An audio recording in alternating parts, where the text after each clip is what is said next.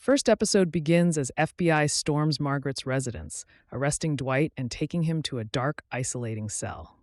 Dwight's first interaction in this new reality is with Special Agent Musso, who greets him with a measured but pointed demeanor. Dwight's immediate concern is for Margaret's safety, which Musso reassures him is intact. Musso clearly holds a grudge against Dwight, but more importantly, he is miffed at the fact that even after spending so much time in prison, Dwight hasn't learned the error of his ways. Right after moving to Tulsa, he got embroiled in a gang war with bikers, and then proceeded to kill Chicky, Ming, and many, many others. Dwight isn't in the mood to listen to Musso's lecture and requests that he come to the point he has been trying to make. Musso obliges and says that there are certain things that law enforcement agencies can't exactly do, and that's where Dwight comes in. Whenever Musso calls Dwight, he will need to answer, and he will be required to do whatever is asked of him if he wants to keep himself, his friends, and his family out of jail. On that note, Dwight is dropped back home. The first person to welcome Dwight back is Bigfoot, and it seems like they don't have any idea where he has been. After freshening up, Dwight heads to Margaret's farm to have a chat with her, apologize about everything that went down, and give her an explanation as to why Special Agent Musso is after him. After exiting the farm, he gets a call from somebody called Ray, who wants to meet him as soon as possible. Dwight tells Ray that this isn't the best time to do so, but Ray threatens to harm his grandkids. Hence, Dwight caves in and agrees to meet Ray. Goody seems to be the mediator between Ray and Dwight, and he takes his boss to the room where Ray is waiting for him. After exchanging some pleasantries, Ray tells Dwight that he wants to give him what the Invernizzes had promised him after he went to jail for them. He wants to help Dwight establish his own crime family and have his own territory in New York. Since Dwight is doing just fine in Tulsa, he rejects the offer. That's when the topic of sharing and caring comes up. Essentially, Ray is impressed by what Dwight has done in Tulsa, and that's why he wants him to work in New York so that he can pocket a share of Dwight's profits. But Dwight doesn't owe anyone anything after wasting a major chunk of his life in jail, and he is well within his rights to decide which offers he should accept and which ones he should reject. This stance of Dwight's understandably offends Ray. But before he can say another word, Dwight walks out of the room. Mitch, who seems to be doing a splendid job of running Car City along with Fred, reunites with an old friend and fling of his, Cleo Montague, who has returned to Tulsa after a very long time. While catching up, Cleo informs him that her father, Theo, wants to sell the distillery because business hasn't been booming for quite some time. He has already found a buyer, Jeremiah Dunmeyer. By the sound of it, Jeremiah is yet another gangster who works in Tulsa, and it's only a matter of time before he crosses paths with Dwight. For now, the scene shifts to Bread 2 Buck Saloon, where Dwight reunites with his whole crew. Mitch shows up, complaining about how much he hates his job as a car dealer. Eventually, Mitch brings up the topic of Cleo and the distillery that her father is selling to Jeremiah. It's clear that Mitch wants Dwight to buy it so that Mitch and Cleo can run the business together and live happily ever after. Dwight, knowing that this is a risky endeavor, says that he will think about it. Dwight, Goody, Bigfoot, and Mitch attend a yard sale at the Montague estate. Dwight doesn't waste a lot of time and straight up asks Cole if her father is open to negotiating a deal with him. The deal that Theo has struck with Jeremiah isn't an official one.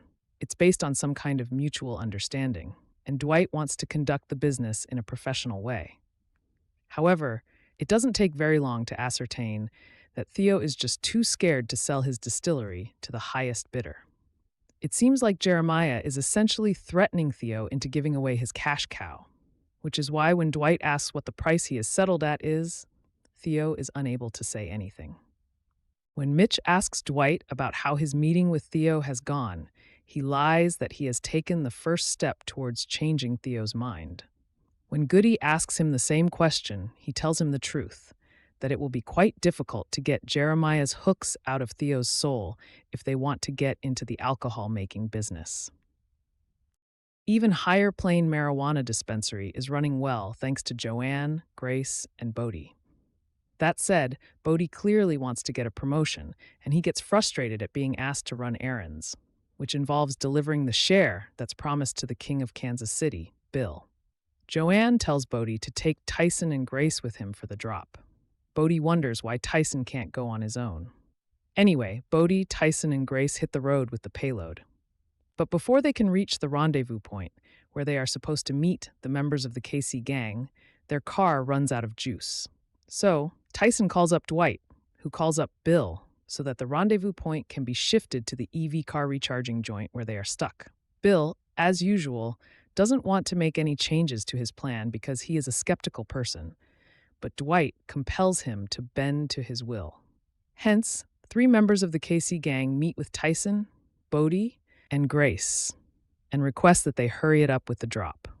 When Grace hands over the bag to the KC gang, Bodie's blunder becomes apparent. As a result of Bodie's frustration, he has brought his bag of comic books instead of the bag of cash. This angers everyone, including Tyson and Grace. Bodie apologizes for his mistakes and requests that they simply go to even higher plane, get the cash, and then part ways as peacefully as possible. Since the KC gang thug thinks that Bodie is trying to fool him and his boss, he tells his henchmen to hold Tyson and Grace hostage while he goes with Bodie to Tulsa to grab the payload. Once they get there, though, Bodie sort of goes off the deep end and assaults the KC gang thug because he can't contain his frustration over Dwight's deal with Bill, as well as the fact that he has to treat the thug who killed Jimmy as his business partner. Next, we see Dwight, along with Cleo and Mitch, sitting down for a conversation with Theo regarding his distillery, his estate, and his legacy.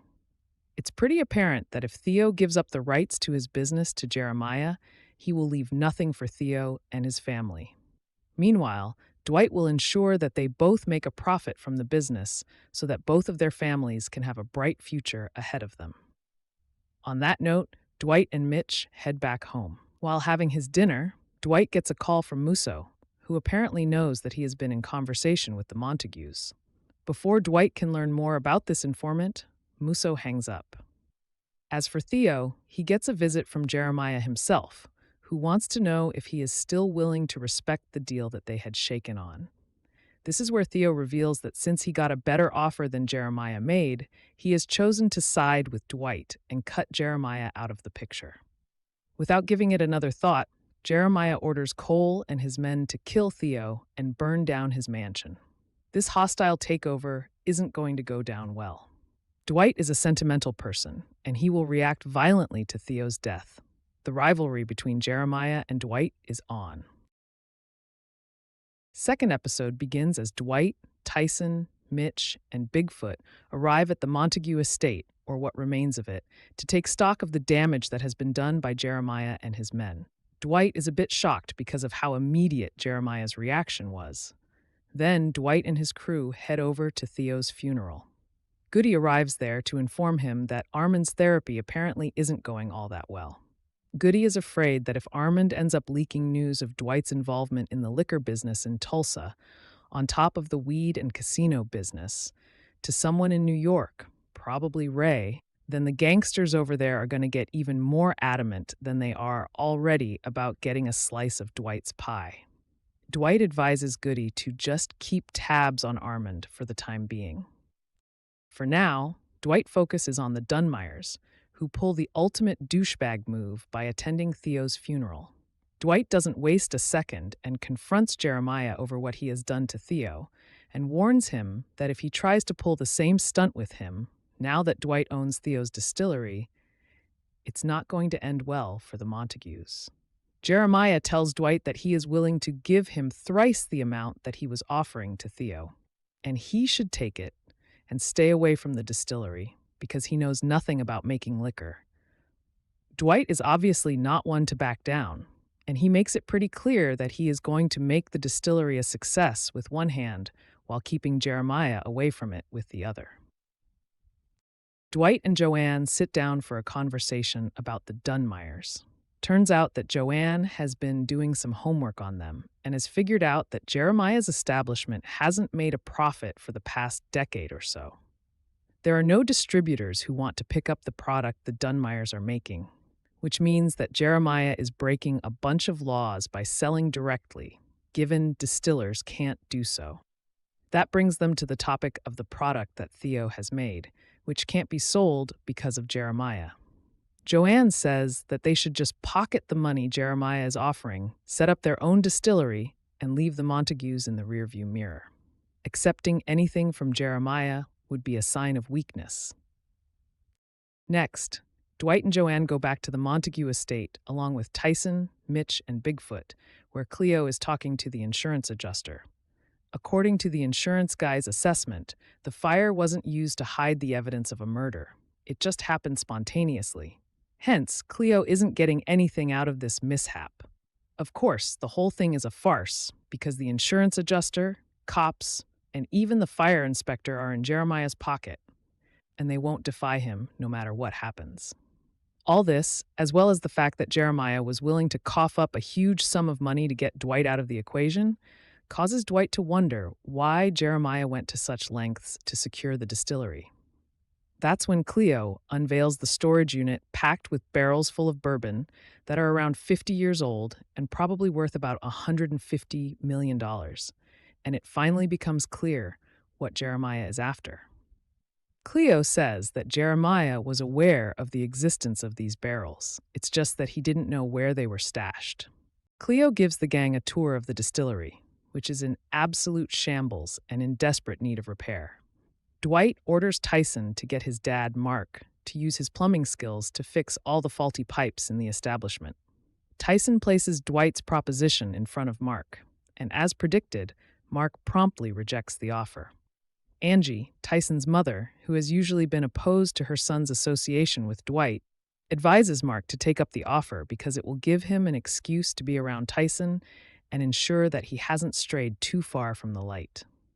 While that's going on, Dwight, Bigfoot, and Mitch take a trip to the friendliest distributor in town, Walden Eustace, and see if they can convince him to sell the alcohol produced by the Montagues.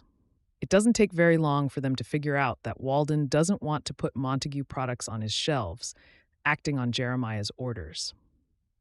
Dwight understands Walden's predicament and promises him that he will take care of Jeremiah if he agrees to sell the bourbon made at the Montague Distillery. Walden reluctantly accepts Dwight's offer just so that he can get him and his crew to get out of his warehouse. Cole pays Cleo a visit to tell her that he wants her to abandon Dwight, Mitch, and the rest and join hands with the Dunmires, because that's the only way to ensure a bright future for her. Cole is extremely sure that Jeremiah will wipe Dwight and his crew off the face of Earth. So, it's better to be on the side of the winners than stick around with the losers. Cleo tells him in very explicit terms that she is never going to side with the Dunmires, especially after they killed her dad. Next, Bill shows up at the distillery to complain about how Dwight didn't tell him about them jumping into the alcohol brewing business, and that he is going up against Jeremiah. Bill tries to put a stop to this whole thing, but Dwight is already too deep into it to back out. Hence, Bill has two options. He can help Dwight, or he can go home. After a lot of back and forth, Bill agrees to lend his vans to transport the liquor to the distributors, and in exchange, he wants 50% of the profits. Dwight shoots down that demand because Bill has done nothing in terms of helping him make inroads into this sector. So Dwight makes Bill an offer based on the amount of liquor he and his crew will be able to move on any given day, and he keeps lowering Bill's share until he says he will think about Dwight's proposition. Next, Bill gets a call from Vince. He spots out everything about the distillery. It's possible that Vince and Bill are going to join hands to take over the operation. They might even side with Jeremiah in order to show Dwight his place. But they won't make any such moves until the distillery is up and running. On Angie's advice, Mark shows up at the distillery to fix the pipes. Bill sends over his men to start the delivery services. This irks Bodie, because this arrangement is causing him to work with the guy who killed Jimmy. Cole informs Jeremiah about the business that Dwight and Bill are doing with Walden. So, while Jeremiah goes to Walden to punish him for his betrayal, Cole prepares to go after someone that Dwight cares deeply about, which is Mitch. Unaware of all this, Dwight and co. keep making batch after batch of alcohol. Dwight pays a visit to Cal Thresher, who is apparently running for governor, to tell him that when he wins the election, he should remember that he was shown by Dwight and give him the leeway he needs to thrive in the weed, casino, and booze sectors. Cole and his henchmen attack Mitch and Cleo. But the couple manages to thwart Cole and his henchmen, and Cleo even gives Cole a scar on his arm that he will remember for as long as he is breathing. Cole goes back to his dad, crying and sobbing about his failure, and Jeremiah both punishes and cures him by putting a red-hot iron rod on his bleeding wound. Next, Dwight gets a call from Bill, but he doesn't pick it up. Goody gives Dwight an update regarding Armand, who seems to be doing fine and is on good terms with his family, which makes Dwight happy. But that's when Jeremiah shows up to inform Dwight that, since he has rejected his offer, he is obligated to destroy everything and everyone that Dwight is fond of. Dwight says that he will do the same to Jeremiah, and then he will pile more pain on top of Jeremiah's suffering and make him regret his decision of going against Dwight and threatening his family. Third episode begins as Dwight has a team huddle at the Montague Distillers with Tyson, Joanne, Mitch, Grace, Bodie, Goody, and Bigfoot. Dwight admits that after his last interaction with Jeremiah, he's going to turn up the heat. All they have to do is not feel the pressure and mess up, because that's exactly what he wants. One of the ways of doing that is by focusing on bottling the bourbon.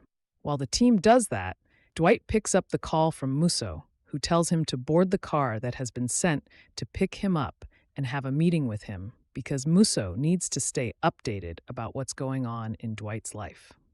Dwight puts Joanne in charge and heads over to the destination where the pickup car is parked. It turns out to be one of driverless cars. When he arrives at the destination, he warns Musso that if he puts him through something like that abomination again, he will put him in a coma. After that, Musso and Dwight hit the road with the aim of going to Texas and dealing with a man who terrorizes women and children. For some reason, Musso tries to get Dwight talking about Armand, but Dwight refuses to entertain Musso and tells him to focus on the road. Dwight returns to the topic of the Texan terrorist they are after. Musso says that the name he goes by is Dexter Deacon, and his primary expertise is arson and explosives. Dwight assumes that Musso wants him to threaten Deacon, but Musso corrects him by saying that he actually wants Dwight to enter a business arrangement with Deacon. Probably that will give Musso the evidence he needs to arrest Deacon. Dwight wonders why Musso isn't using an undercover agent for such a lightweight task. Musso says that Deacon is a thorough man and none of his undercover agents would get past the sniff test. Hence, he needs someone authentic to get the job done. Once that's settled, Musso again starts to inquire about Dwight's personal connections. This time, he targets Quiet Ray. While Dwight is beating around the bush regarding Ray, Highway Patrol pulls Musso aside because he has been speeding. Musso tries to deal with the officer by flashing his badge, but that only motivates him to give him a ticket. So, Dwight steps in to have a conversation with the officer. He not only manages to convince him that Musso is off his rocker, hence the speeding, but also bribes him. The officer lets Dwight and Musso hit the road again, which undoubtedly impresses Musso. Eventually, Dwight reaches Deacon's shop, and after pretending to be a regular customer, he begins to unmask Deacon. On a parting note, Dwight just tells him to do some homework on him, and he will understand that Dwight means serious business, and he's not a federal informant. While on their way back to Tulsa, Dwight expresses his displeasure at not being able to do a job, even though it's a typical one, the way he wants to. Musso assures Dwight that he is doing the right thing, and he should take solace in that. This is when Dwight finally asks Musso why he is prioritizing Deacon over all the more out-there terrorists. As suspected, Musso's mission with Dwight is some off-the-books type of stuff, because Musso has some kind of personal vendetta against Deacon. Mitch meets Cleo because he is worried that if anyone associated with Dwight moves around solo, then Jeremiah will see that as an opportunity to strike. Since that's a pretty depressing way to live in one's own hometown, Mitch makes things entertaining by taking her out on a date in the car that they had made special memories in back in the day. Cleo asks if she can drive, and Mitch obliges. While taking in the scenery of Tulsa, Cleo wonders if doing business with Dwight is a good idea. Mitch assures her that even though Dwight is a felon, he is trustworthy, and he will never backstab Cleo. She decides to turn this short drive into a road trip. Mitch advises that they should stop somewhere to get some snacks. This turns out to be a pretty bad idea, because apparently Cleo is a shoplifter and forces Mitch to be her accomplice. Shoplifting actually pales in comparison to what Cleo does next, as she drives the car into the Dunmire estate and uses one of the stolen liquor bottles to set Jeremiah's house ablaze, much like what he did to her house. Mitch stops Cleo from setting Jeremiah's house on fire, and surprisingly enough, Jeremiah lets Cleo and Mitch get off his property without a scratch. Later, Mitch reprimands Cleo for her antics because her actions could have gotten him jailed. Mitch gives Cleo a final warning. She can't pull a cowboy stunt like the one she did again. He understands that Dwight's revenge plan, which he is executing on Cleo's behalf, is a slow burn, but he assures that the results will be in line with what Cleo wants.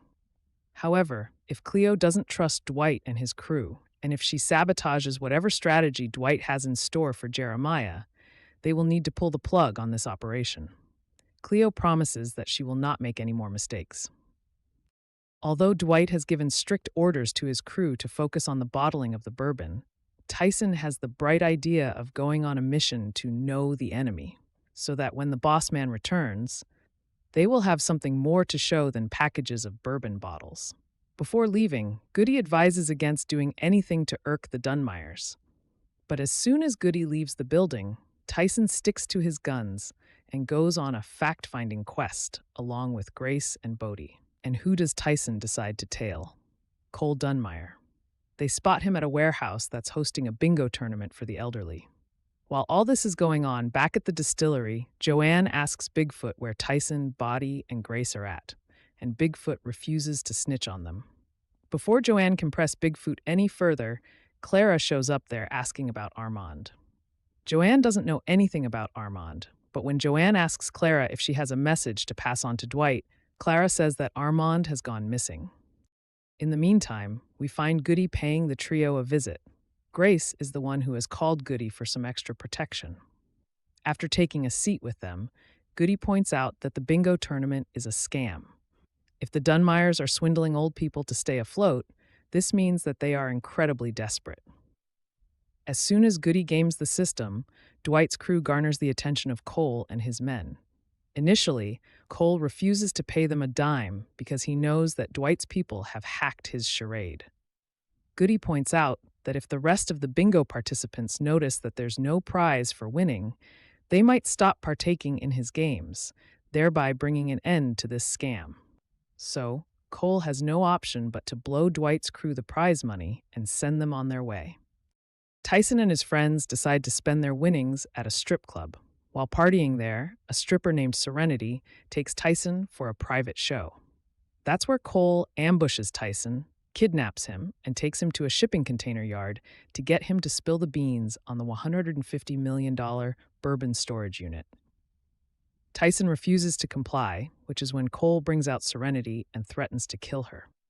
Even though Tyson knows little to nothing about Serenity, he chooses to save her, thereby giving the Dunmires access to all that bourbon. When Cole's henchmen ask him what they should do with Tyson, he tells them to shoot Tyson while he's locked in the trunk of his Cybertruck. Tesla's bulletproof exterior protects Tyson from getting shot to death. Unaware of all this, Dwight is seen enjoying some downtime with Margaret.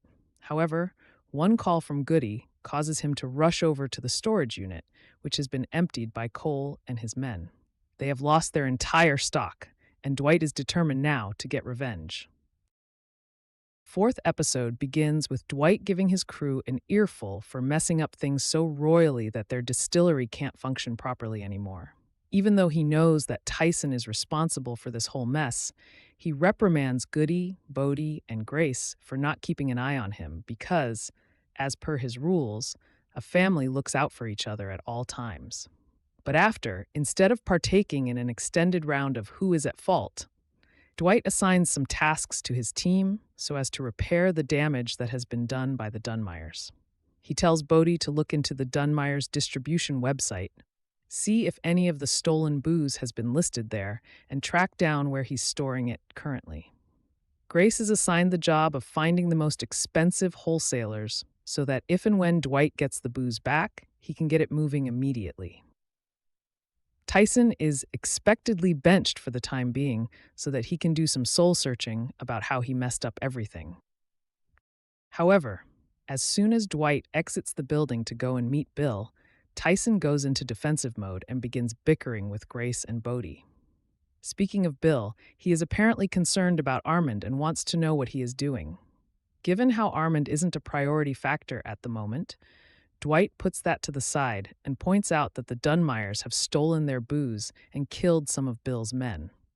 As if they weren't angry already, when Bodie shows footage of the theft, they absolutely lose their composure.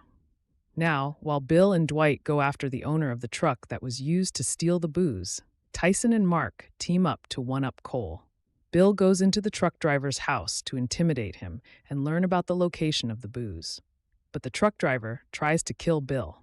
Hence, Bill has no option but to shoot the guy in the head, which brings all of them back to square one, because they still have no clue where the booze is at. A brief cutaway to New York informs us that after learning about Dwight's booze business in Tulsa from Bill, Vince has decided to go to Quiet Ray to inform him about it. Quiet Ray accepts that piece of information and then tells him to get out of his apartment. In addition to that, there are a bunch of subplots that are unfolding. One involves Cal and Margaret having a conversation about the former's political aspirations, where Margaret says that she'll help Cal win the gubernatorial elections if Cal sells his share of her ranch to her, and the other features Bodie creating an AI-generated mascot to sell booze made by Montague Distilleries. No, Tulsa King hasn't used actual generative AI. It's the actor Clayton Ferris playing the AI-generated character, Jasper. On top of messing around with Jasper, Bodie has made a dent in the Dunmeyers' business operations by hacking into their cloud. When Cole complains about this to Jeremiah, instead of blaming the IT guys for failing to counter Bodie's online sorcery, Jeremiah chastises Cole for hiring incompetent people who can't get their job done. In order to win back some of the lost trust, Cole asks Jeremiah to come with him and check the stolen booze, which he has burgled for his father. Jeremiah doesn't give Cole any instant gratification and says that he will oblige his request later on. Going back to Dwight, as soon as he steps foot into Montague Distilleries, he gets a call from Musso telling him to go easy on the booze business and lay low until Deacon contacts him. It's still unclear how Musso knows everything about what Dwight is doing. Either there's a mole in Dwight's crew, or Musso has bugged everything that Dwight owns. I guess we will know all about it later. For now, the focus of the episode shifts to Tyson and Mark staking out what looks like the warehouse where Cole hosts his bingo games. While they are chatting about serenity, what Mark used to do back in the day, and adopting a simple lifestyle, instead of Cole, Serenity walks out of the warehouse. This makes it clear that Serenity wasn't a random stripper who approached Tyson at the club. She is Cole's employee, and she was told to do so in order to make Tyson vulnerable enough to be kidnapped. Tyson and Mike begin following Serenity so that they have some payback. Back at the distillery, Dwight and Joanne are seen doing some paperwork, which is interrupted by Margaret. She is there to tell him about her arrangement with Cal. Dwight doesn't like the idea of Margaret campaigning for Cal because it will make them look like a couple. But he accepts the arrangement because, at the end of the day, he needs Cal to become a governor so that his illicit activities can be carried out smoother than ever. This conversation between Margaret and Dwight is interrupted by a call from Tyson, who updates the boss man about the investigation he and his dad have done and the fact that he thinks that following Serenity will lead them to the rail yard, which is where the stolen booze has been stashed by Cole. As soon as Tyson and Mark get there, they inform Bigfoot, who arrives at the scene with Dwight, Bill, and Mitch. While the Dunmeyers are busy tasting the liquor handcrafted by the Montagues, Dwight and his crew surround the rail yard.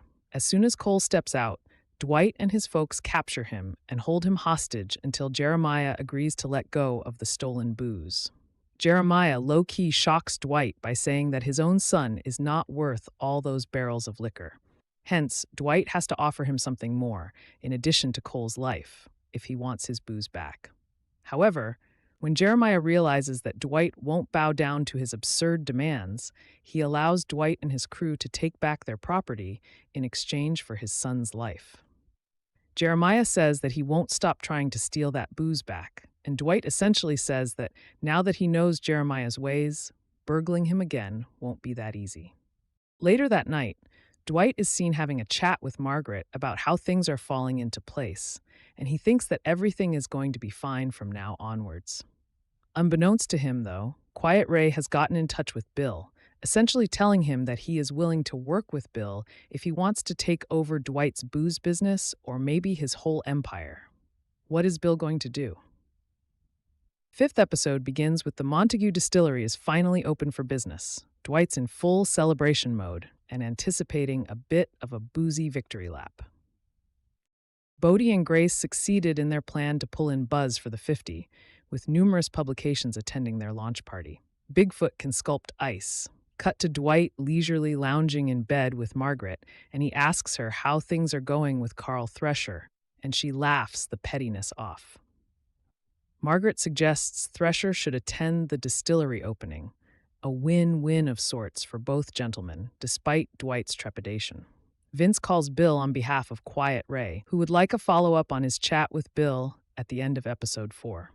Bill hates being pressured and only respects straightforward dealings, so he wraps the call by telling Vince, if Quiet Ray has an issue with Dwight, Quiet Ray should call Dwight. That's the right thing to do, not this dumb conversation. Going back to Dwight, he and Tyson head over to Montague Distilleries, where they are welcomed by Joanne. Dwight is impressed by the work that his crew has put into making the place look presentable. When he notices Bodie sweating it a bit, he goes over to him to learn what's worrying him. Bodie tries to explain that the economics of the distillery are complicated, which is why he isn't as enthusiastic as everyone else. Dwight tells Bodie to relay all his grievances to Goody while he goes off to talk to Bill. Bill tells Dwight everything about what Vince and Ray have been planning. Bill assumes that Ray or Vince has already started to tighten the noose by having one of his wires placed in the Blue Hills. Since Armand is a no-show in all of this, Bill thinks that he is the one that's hurting them. Dwight tries to calm Bill down by saying that he is overthinking this whole situation, but Bill is adamant that Dwight is treating this situation way too casually. Hence, he suggests that Dwight deal with Ray and Vince before they are thrust into a war they don't want, and then leaves Dwight to his own thoughts. Before Dwight can process Bill's info dump, he gets a call from Deacon saying that he wants him to arrange a meeting. Dwight wants to postpone the meeting, but Deacon says that he has 5 minutes to reconsider that decision and then hangs up. As soon as Deacon cuts the call, Dwight gets another call from Musso, telling him to ignore anything that he is doing and greenlight the meeting with Deacon. This proves that the reason why Musso knows everything that Dwight does is because he has bugged his phone. Dwight clearly has no choice, and he tells Deacon that he is ready to meet him. Dwight gets to the bar with Tyson, but he tells Tyson to wait outside. Dwight states to Deacon that he wants to blow up the Dunmeyers' palatial home, and he wants Deacon to make a special explosive that will accomplish that task in one go. Deacon names his price, Dwight gets the advance payment from his locker, and that gets the ball rolling. Now, even though Dwight didn't want Tyson to see Deacon. In addition to all that, we see someone taking pictures of Deacon exiting the Bread 2 Buck Saloon, who is later revealed to be Bill's man. At the Dunmeyer estate, Cole tries to have a chat with his dad about what they should do to get back at Dwight, but it seems like Jeremiah is in no mood for all that. Jeremiah orders Cole to assemble a team of 8 men in case they have to go and do some physical damage at Dwight's launch party to get their booze back again. Meanwhile, Jeremiah sits down for a meeting with Attorney General Sackrider and essentially threatens him that if he doesn't send a health inspector to Montague Distilleries and shut it down immediately. While all this is happening, Cole goes off to the Bread Two Buck to hang out with Spencer. It seems that she has started liking him, and the feeling is probably mutual. At the launch party, Mitch notices that the place is filled with Bill's men. Hence, he approaches Bill with a complaint that his crew is acting pretty shifty and advises all of them to chill out and avoid being trigger-happy. Cleo asks Joanne about Dwight's whereabouts because most of the guests have arrived, including Margaret and Thresher, and they are desperate to taste the bourbon. But they can't kick off the proceedings until Dwight gets there. Before Dwight can get there, Health Inspector Leary shows up to do an inspection of the place. Leary says that he wants to see the barrel room, so Bigfoot and Goody oblige his request. As soon as he enters the barrel room, Leary starts listing off a bunch of issues. This is where Bigfoot makes a split-second decision and destabilizes some of the barrels, causing them to fall on Leary. When Goody checks the damage, he is shocked to find out that Leary's head has been crushed and he is dead. As Cleo begins the proceedings of the night, Goody asks Mitch to come to the barrel room to see what Bigfoot has done. Mitch says that they can frame this to look like an accident and get away with it. Meanwhile, since Sackrider has not gotten a call from Leary, Jeremiah decides to head over to Montague Distilleries for a show of strength and to remind the people who the real boss is. Dwight and Tyson finally reach the venue. As they exchange pleasantries, Thresher decides to leave. While all this is going on, Bill suddenly tries to make a subtle move at Margaret, but that's swiftly rejected. Dwight doesn't notice that, so he proceeds to have a good time with his friends and family. That said, just when the party is starting to get exciting, the Dunmeyers crash it, claim that the booze that Dwight is putting on display is stolen property, and wreak havoc. As mentioned before, since Cole is one of the aggressors, Spencer is hit with the realization that she has been falling for the wrong guy. Jeremiah thinks that he has succeeded at being a party pooper, but Sackrider warns Jeremiah that since he has done what he has done without any proper evidence, this little stunt will cost him dearly. Jeremiah orders Sackrider to simply fix that issue. As the dust begins to settle and the guests have left, Joanne points out that the reviews for Montague Distilleries are going to be horrible. Dwight, as a believer of second chances, assures her and everyone else in his crew that they will try again, and this time they will win. Once that's done, Goody, Mitch, and Bigfoot take Dwight over to Leary's corpse. Dwight essentially says the exact same thing that Mitch said. They will label it a workplace accident that happened when Leary was inspecting the barrels in the dark. Next, Bill shows up at Dwight's house to confront him about his absence during the first half of the launch party. Bill wants to know where Dwight went after their chat, and Dwight gets very defensive. Bill presses on and reveals that he found Dwight talking to an unknown individual. This causes Dwight to get incredibly angry. Bill says that Dwight think about what he would have done if he had suspected someone of being a rat. Would he have let it slide, or would he have chosen confrontation? Dwight doesn't have an answer, which in and of itself is an answer, so Bill takes his leave. As he approaches a traffic stop, he is surrounded by a bunch of armed police officers and arrested. So, who could have done that? It seems like Dwight made a call to Musso and had Bill arrested. That's the simplest explanation. Bill had learned about Deacon, and if he dug around a little more, he would have jeopardized Musso's mission, and Musso would have taken out the anger of that failure on Dwight. Therefore, there's a good chance that Dwight asked Musso to take Bill out of the picture.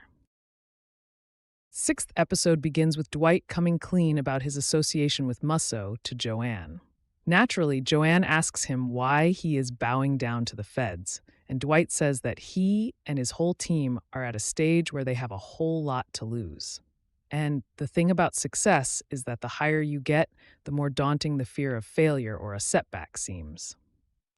Elsewhere, Leary's body is found in the bourbon storage unit at Montague Distilleries, and Mitch tells Bigfoot and Cleo that the police may just buy the narrative that they're trying to sell, which is that Leary died due to a workplace accident while conducting a routine inspection in the dark. Bodie is miffed about all this, though. because the crime scene was staged in a way so that Bodie would find the body first. Since Bodie hasn't gotten over Jimmy's death yet, seeing Leary in that state has caused his trauma to resurface. As he complains about this to Mitch, he apologizes to Bodie and assures him that it's all for a good cause. A hilarious cut to a member of Tulsa's Alcoholic Beverage Laws Enforcement Department proves that the murder and Bodie's horrifying experience have all been for nothing because the distillery has been shut down until the investigation into the incident is completed. Cleo, Mitch, Bodie, and Bigfoot notice Cole watching all this from afar and realize yet again that the Dunmeyers are using every tool in the shed to put Dwight out of business. So, Dwight has a sit-down with his team, and he tells them that they will need to sell their booze illegally until Montague Distilleries gets its license back. Bodie points out that this can't be a long-term solution because this isn't a cheap venture. Hence, Dwight reveals his plan B, which involves expanding the distillery's reach beyond Tulsa and going for national distribution. Since that sounds satisfactory to everyone, Dwight brings this meeting to a close and advises everyone to stay on standby until further instructions are given. Mitch and Cleo are ordered to head over to Shreveport to meet someone called Johnny Wednesday because he can help them move the liquor. As Mitch and Cleo exit the scene, Goody comes in to tell Dwight that Bill's gone missing. Since Dwight is the last person who saw Bill in person, Goody wants to make sure that Dwight hasn't done anything drastic, like killing Bill. Dwight thinks Quiet Ray had given Bill a call to turn him against Dwight, something that Bill refused to do. Dwight thinks that Ray might be behind his disappearance. He has avoided getting in touch with Ray all this while, but he thinks that now is the time to talk to him. So, he gives Ray a call and asks him if he could meet him at a neutral place, a restaurant called Bubbles in Hot Springs, Arkansas. And Ray accepts Dwight's request. Next, Mitch and Cleo head over to Montague Distilleries to acquire the booze, and to get into the storage unit, they zap a couple of police officers who have been stationed there so that the distillery remains inoperable. With the packages secured, Mitch and Cleo take one of the cars and head towards Shreveport, while Grace and Bodie take the other one to get to St. Louis, and they hit the road. News of this incident has evidently not reached Sackrider's ears, because he is seen proudly talking about how department has shut down the distillery and that he has put a GPS tracker in Dwight's car so that they can know where he is at all times. That's not enough for Jeremiah, though. Hence, he orders Sackrider to go and make sure that Montague Distilleries is permanently shut down, and he tells Cole to put Dwight 6 feet under if he wants his father's approval. Bodie gets a call from Art, one of Bill's henchmen, asking him if he knows where Bill is. Of course, Bodie doesn't know anything about this particular issue. That said, a brief scene featuring Bill in the federal prison, supposedly operated by Musso, proves that he is the one who had Bill arrested. Mitch and Cleo are pulled over by a highway patrol officer, while Dwight, Bigfoot, and Tyson realize that they are being tailed by Jeremiah's men. When Dwight, Bigfoot, and Tyson stop at a gas station, Bigfoot knocks out the men who were sent to kill Dwight. Cole notices this from afar and is disappointed in his men. The highway patrol officer that stopped Mitch and Cleo openly admits that he has been sent by Cole to harass them. So, when he is busy inspecting the cargo that the couple is carrying, Mitch and Cleo get the better of the officer and make a run for it. They show up at Johnny Wednesday's doorstep, and he turns out to be a man of few words. He just gives Mitch and Cleo the cash, his men unload the liquor, and he assures them that their product is in safe hands. The only unit that has faced no hitches so far is the one comprising Grace and Bodie, and even that's irking Grace because, based on Art's call about Bill's disappearance, trouble is brewing somewhere. Bodie tells Grace that they are definitely going through a rough patch, but they have to trust Dwight's plan because, if they succeed, the long-term benefits to this strategy will be pretty good. Next, Dwight and Ray sit down for the meeting, while Bigfoot, Tyson, Vince, and some of Ray's henchmen sit around them. After beating around the bush for a while, Ray finally arrives at the topic of the booze production business that Dwight has started over at Tulsa, and he says that he wants a piece of the pie. Since there's no reason for Dwight to welcome Ray into this project, He straight up asks Ray if he will stop harassing him once he gets a share of the profits, and Ray says that he will. From that brief response, Dwight understands that Ray doesn't have any interest in the booze. He thinks it's a profitable enterprise, and that's the only reason why he wants to poke his nose into it. Dwight confirms that Ray is nagging him by bringing up his partners in this business because Ray says that he doesn't care about anyone else's opinion. And as soon as Ray says that he wants 80% of the profits, Dwight goes on the offensive and sort of derails the conversation. He accuses Ray of abducting Bill.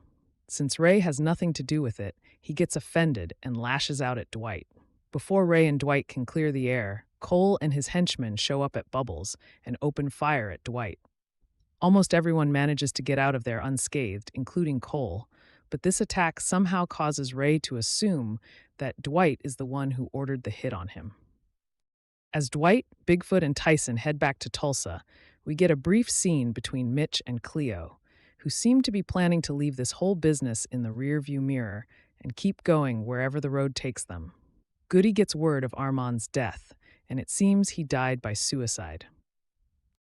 7th episode opens at the Bread 2 Buck Casino, where Dwight Manfredi meets Goody, Mitch, Tyson, and Bigfoot to discuss their shrinking bootlegging business after Abel's crackdown. To everyone's surprise, Dwight receives a call from Ray, who had been avoiding him since the bloody standoff at Bubbles.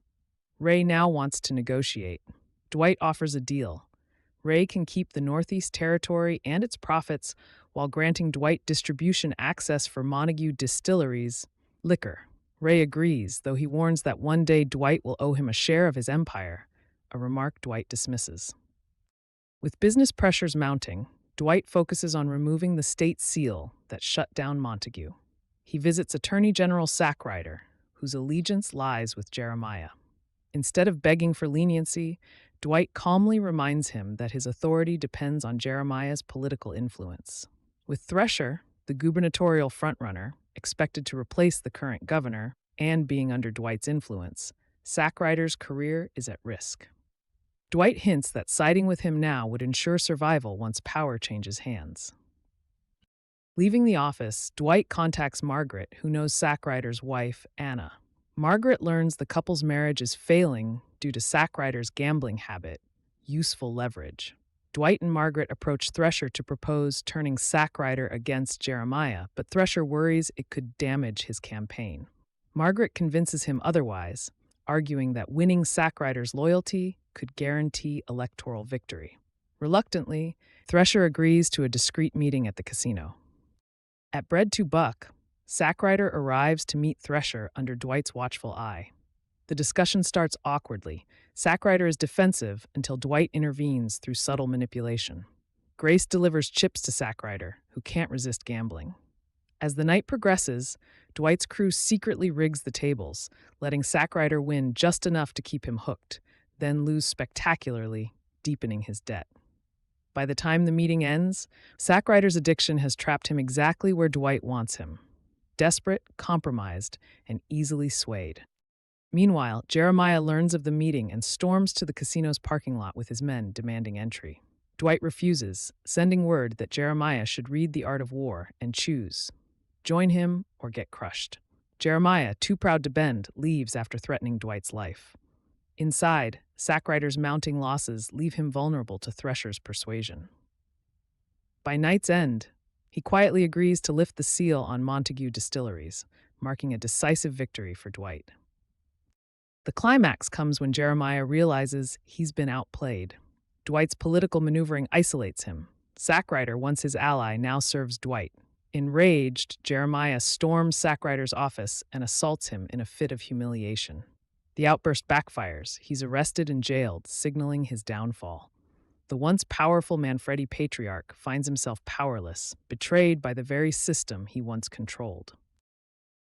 8th episode opens with a brief moment of optimism for Dwight Manfredi and his crew as the distillery finally reopens under the quiet protection of Attorney General Sackrider.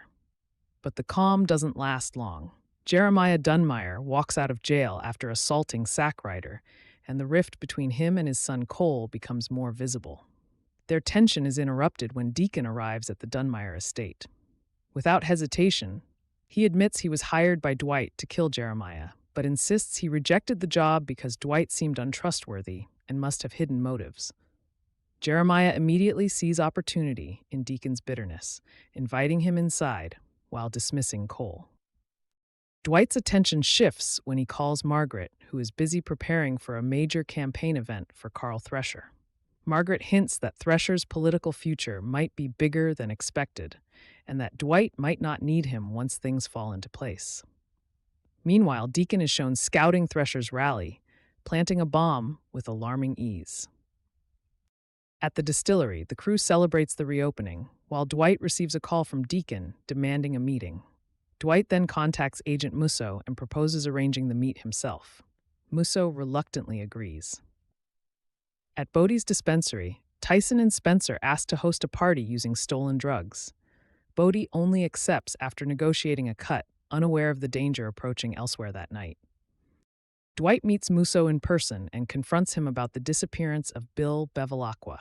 By process of elimination, Dwight concludes Musso secretly took Bill to keep him from interfering in the Deacon operation. Musso refuses to deny it. Their focus shifts back to the mission, and they head to a remote building for the planned meet with Deacon. Musso insists Dwight wear a wire to secure the case. Dwight takes it, but purposely drops it once inside. Deacon greets him at gunpoint, complaining that Dwight's obvious dislike for him made their earlier deal impossible. Before he can act, Mitch and Bigfoot emerge from the shadows, disarming him. They abduct Deacon before Musso realizes the audio has gone silent. When Musso and the federal team rush inside, they find the building empty. Furious, Musso understands he has been outmaneuvered.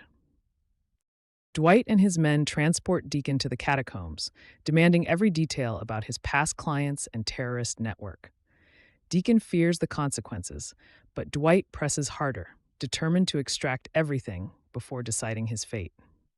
At the Dunmire home, Cole questions Jeremiah about the mysterious visitor. Jeremiah claims Dwight planned to bomb their house and insists that destiny redirected their retaliation.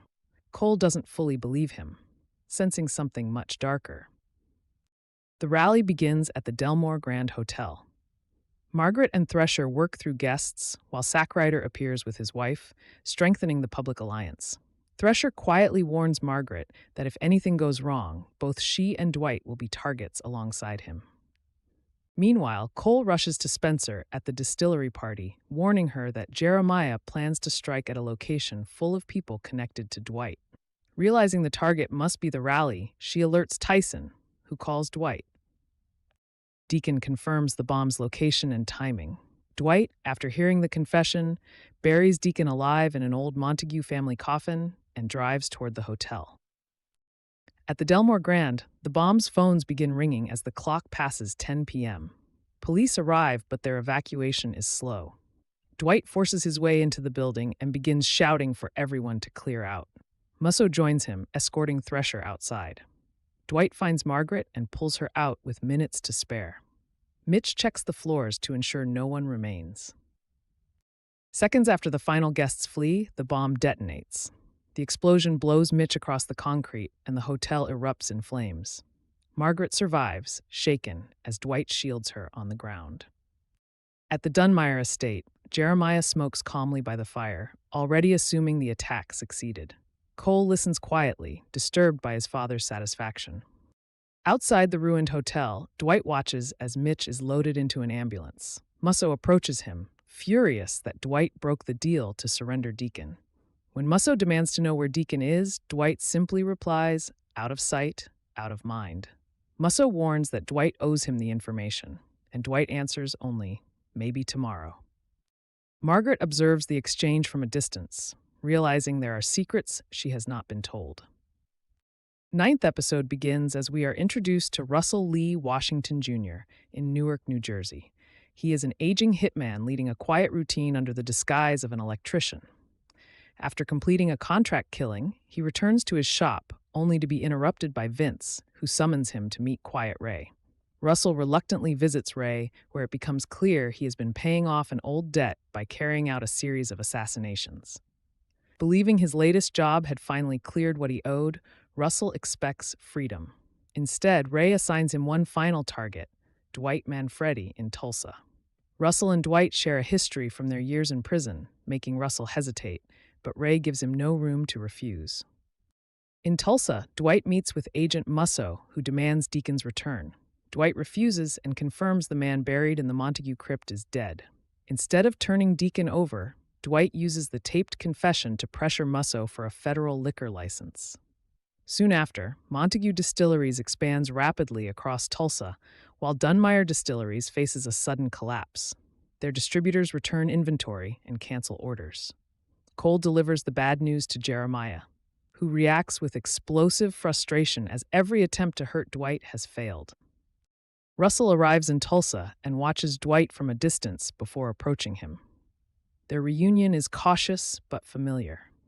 Dwight quickly realizes Russell is working for Ray and asks if he has come to kill him.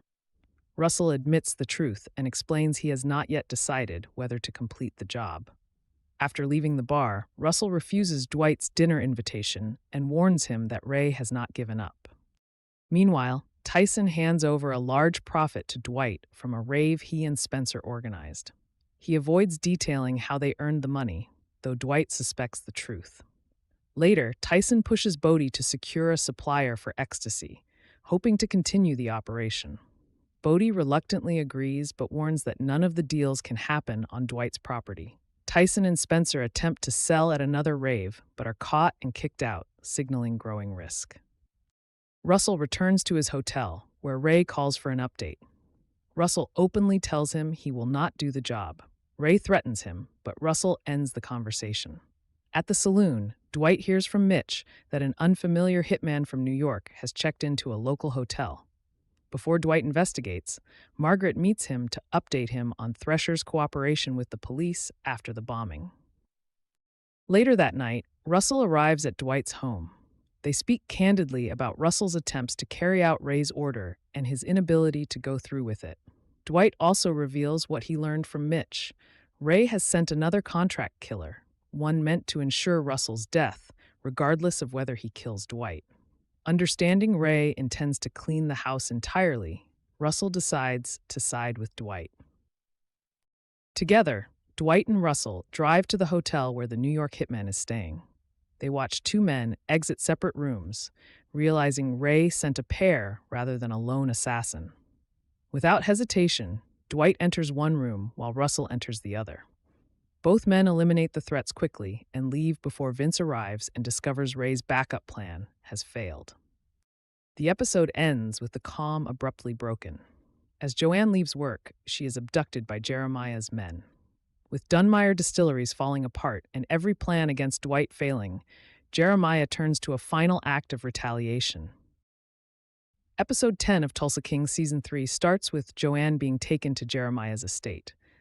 When Dwight eventually finds out, he's not happy and determined to get back at Jeremiah.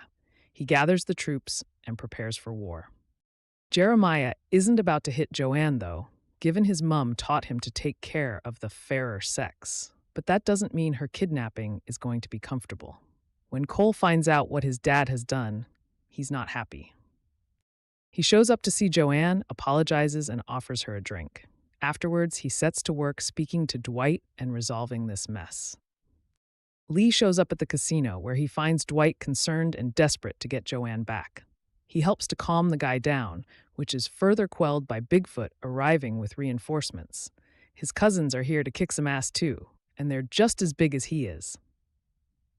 While this is going on, Cal propositions Margaret with being part of his administration with him. She doesn't give him an answer, but Thresher coasts to victory all the same.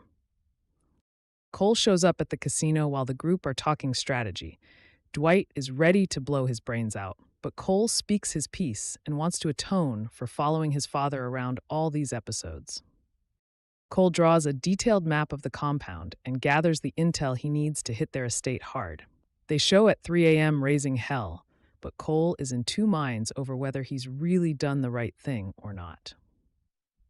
Back at the estate, Dwight breaks in and grabs Joanne before going after Jeremiah. As for the others, they track down and kill all of Jeremiah's goons on the way out of the compound.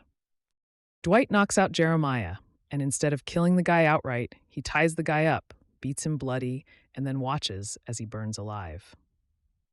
With Jeremiah and his men dealt with, Dwight and the crew come out completely unscathed. Lee says his goodbyes, while Musso shows at the casino to see Dwight. He's got the permit for his alcohol license. In exchange, Dwight shrugs off Deacon's location, asking if it really matters. Musso leaves with the evidence he needs all the same and promises to be in touch.